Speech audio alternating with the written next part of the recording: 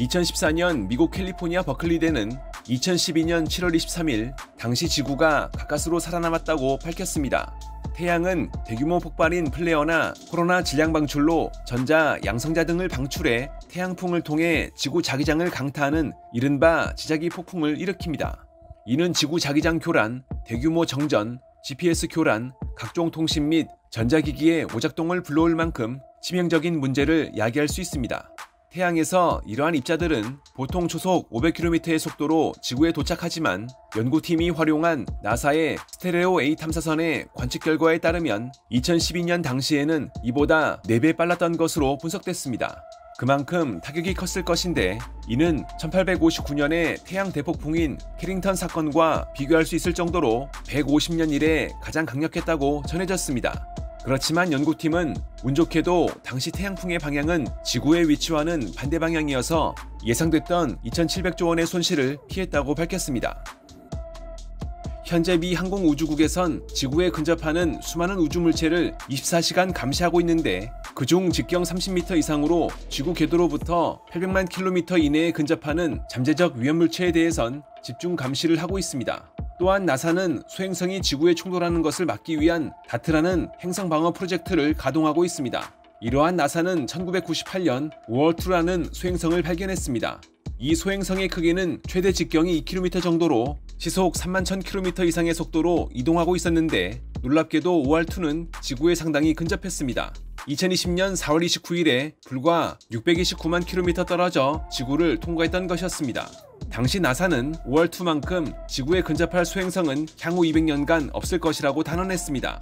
그럼에도 당시 우월2 크기만한 소행성이 지구와 충돌했다면 이는 1메가톤 TNT 62만 6천 개와 비슷한 수준의 폭발력으로 현재 지구에서 가장 강력한 핵무기인 러시아의 차르 봄바가 12,520개 정도 폭발한다고 볼 수 있어 인류에게 상당한 피해를 남겼을 것입니다.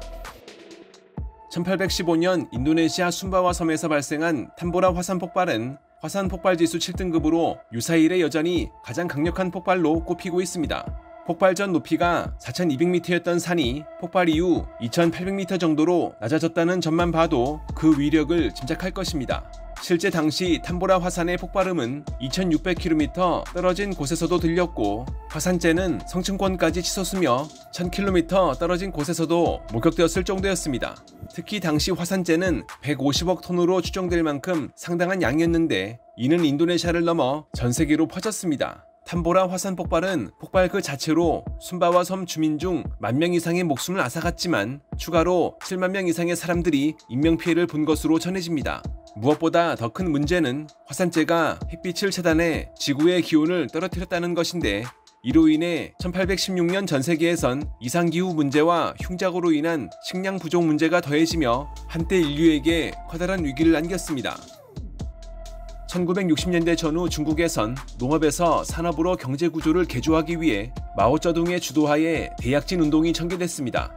그렇지만 이는 무자비한 농업의 집단화와 농민들을 강제로 산업 현장에 내몰아 결과적으론 수백만 명의 인명피해를 불러왔습니다. 당시 중국에 치명적인 실패를 안긴 것입니다. 특히 대약진 운동 당시 중국에선 4대 해충 캠페인이 실시됐는데 전염병 등을 막기 위해 추진됐다지만 하마터면 돌이킬 수 없는 피해를 낳을 뻔했습니다. 당시 중국 당국이 선정한 4대 해충에는 파리, 쥐, 모기 외에 다소 의외이긴 하지만 참새가 포함됐는데 이것이 문제였습니다.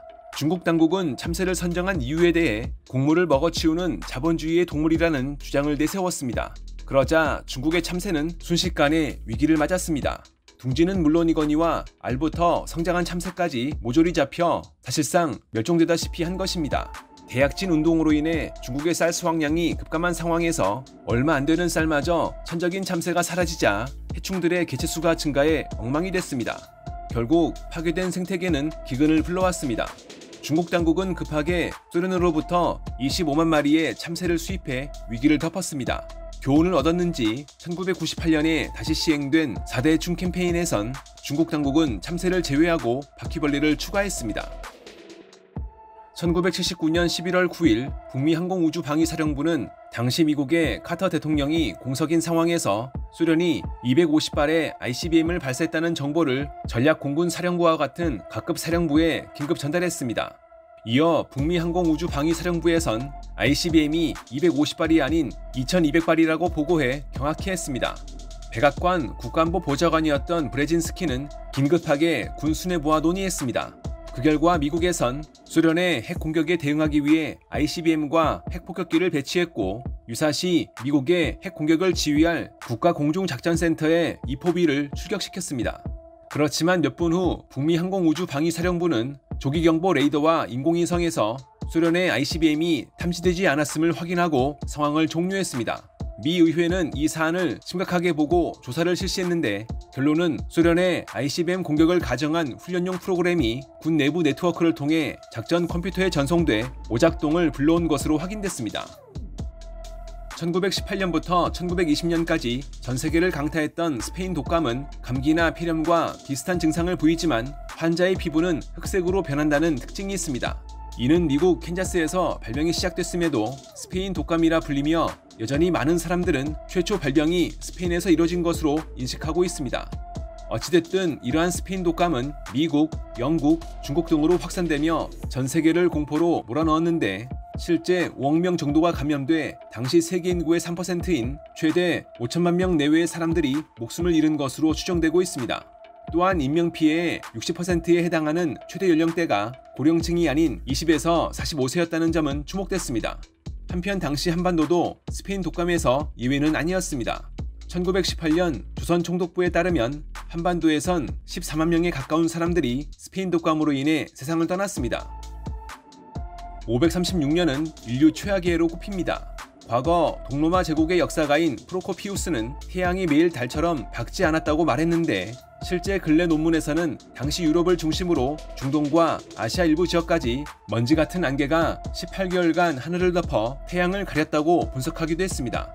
이로 인해 기온은 2300만 년 중 가장 낮은 최대 2.5도가 떨어졌다고 전해지는데, 최근 하버드대에선 당시 이러한 현상이 아이슬란드의 화산 폭발에 따른 결과로 밝혀냈습니다. 이로 인해 전 세계에선 가뭄으로 인한 흉작과 기근으로 많은 인명피해가 발생한 것으로 기록됐습니다.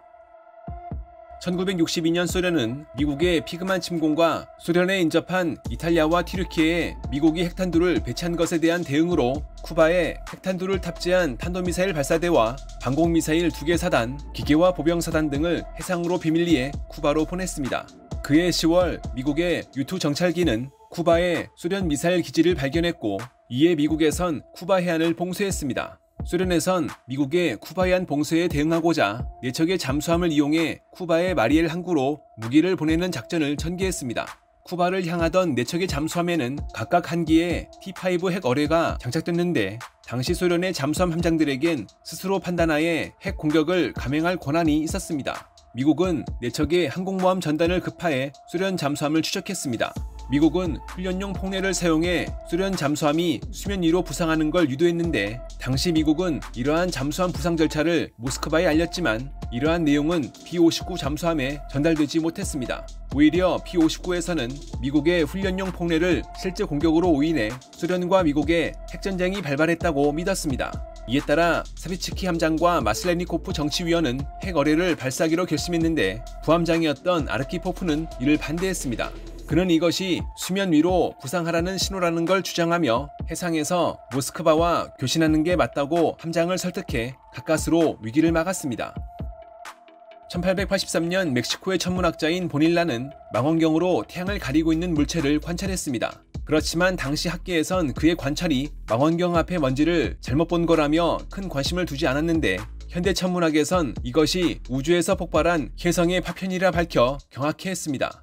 2010년 멕시코 국립자치대학교에선 당시 물체가 대략 10억 톤으로 3275개의 파편으로 나뉘었고, 이 각각의 파편이 히로시마 원자폭탄 1000배의 파괴력에 해당할 만큼 강력한 위력을 지녔다고 밝혔습니다. 더구나 지구와 파편 간의 거리는 최소 538km에서 최대 8062km 정도로 매우 근접했던 터라, 만약 파편들이 지구와 충돌했다면 1908년에 퉁구스카 충돌이 3275번 이루어졌을 것이라고 분석했습니다. 패스트균을 지닌 쥐에 기생하던 벼룩이 쥐의 피를 빨아먹으며 전파 매개체가 돼 확산된 흑사병은 감염병으로 14세기 유럽에서 유행해 전 세계에서 최대 1억 명의 목숨을 앗아간 것으로 알려져 있습니다. 유럽 인구의 50%를 사라지게 했을 정도로 흑사병으로 인한 피해는 상당했는데, 이 같은 인구 급감은 17세기에 이르러서야 회복되었을 정도로 흑사병은 치명적이었습니다. 제때 치료가 이루어지지 않을 경우 폐혈증을 불러와 당시 흑사병의 치사율은 50% 정도를 기록했습니다. 그나마 다행인 건 현재 흑사병은 항생제로 치료가 가능하다는 점인데, 다만 매년 2,500명의 환자가 발생하고 있음에도 주로 구매력이 낮은 개발도상국에서 발병하는 터라 더국적 제약사들은 1999년에 백신 개발을 중단한 상태입니다.